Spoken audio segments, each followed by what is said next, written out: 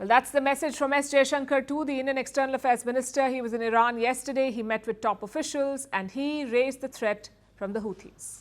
We have even seen some attacks in the vicinity of India.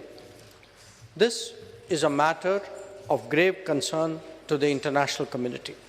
This fraud situation is not to the benefit of any party, and this must be clearly recognized. He's talking about what happened last month. The ship bound for India was struck, the MV Chem Pluto, targeted by a drone. There were no casualties. The US says Iran attacked it. India did not question Iran. India also did not contest America's claims.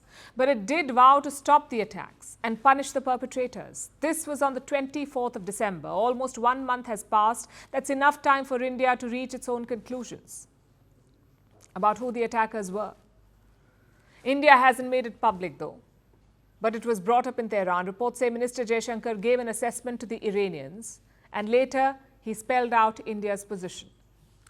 India has a long-standing and uncompromising position against terrorism in all its forms and manifestations.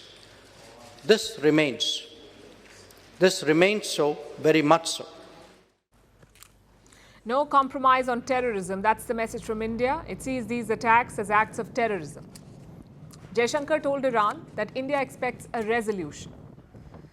And did Iran agree? Well, not entirely. Both India and Iran want the conflict in Gaza to end. Both are wary of a wider regional conflict. But when it comes to the Red Sea crisis, Iran does not believe that the Houthis are responsible.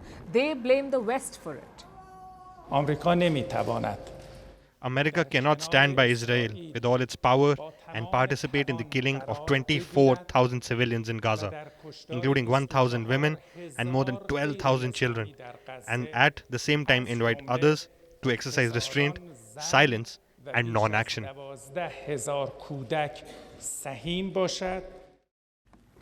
So Iran and India are at odds, and the differences are not limited to the Red Sea tensions.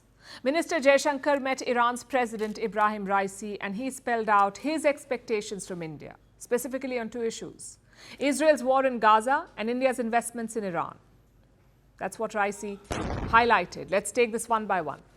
When it comes to the war, Raisi thinks that India can play a greater role. He wants India to speak to Israel, to use its influence and to force them to end the bombings in Gaza. That is the expectation. And Tehran decided to make it public. The President's office released a statement. We have a copy. This is what it says. I'm quoting. It is important for India to play a role in ending the bombings, lifting the blockade of this region and realizing the rights of the Palestinian people. That's what Iran wants from India. Ask Israel to stop the war.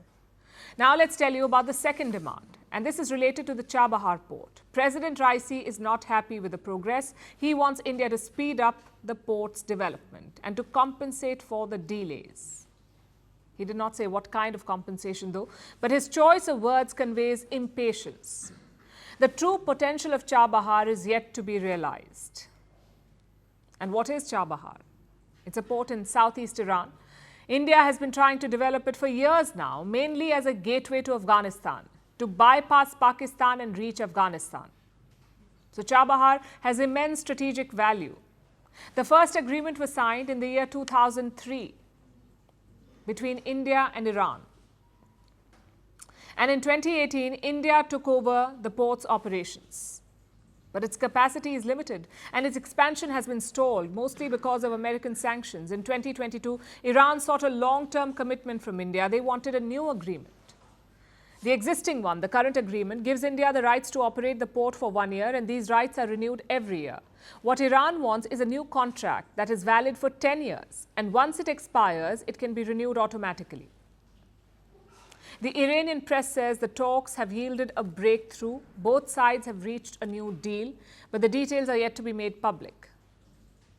Having said that, what is clear is that Iran wants speedy execution from India, and this is a test for India's strategic autonomy.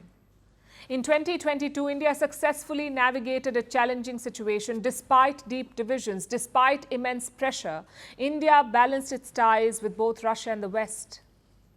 But with Iran, we've had limited success. From oil purchases to Chabahar, India has erred on the side of caution. So Raisi's demands present a challenge for New Delhi to secure an old friendship that has been under strain.